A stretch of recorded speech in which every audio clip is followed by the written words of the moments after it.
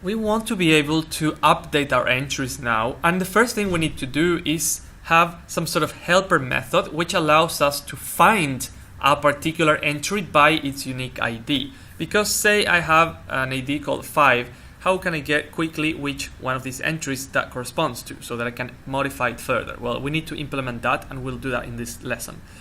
I want to show you that we've already defined the route that's going to be used for editing. That's expenses/edit/ID. ID is the parameter that will pass. If we go to expenses.html inside of the views folder, see that I've already added the two buttons for editing and deletion. The delete button doesn't do anything. The one for editing is actually a link with the route that we've defined. Expense.id is an expression. We're using the double curly brackets to access the ID. Keep in mind that we're already using expense here for amount and for description, and now we're also using it for ID. So this gives us the correct URL for each one of the elements. Let's implement that find by ID or get by ID method in our service and have a test in the console.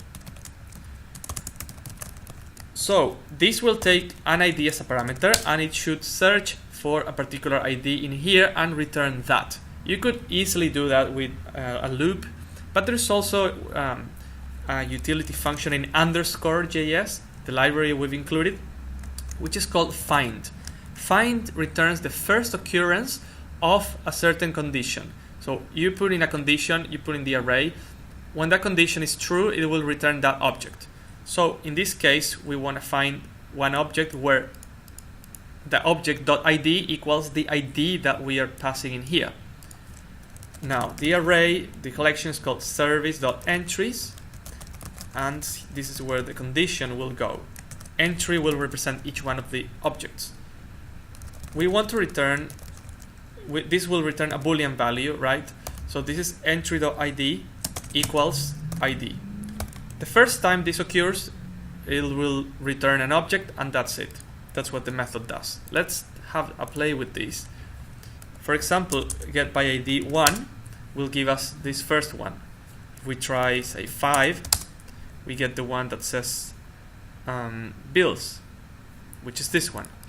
If we create a new one, that one will have ID 7. So I'm going to try with ID 7, see what happens, and see how I got the new entry that we added. So now that we can select elements find elements by ID, we can implement the updating functionality.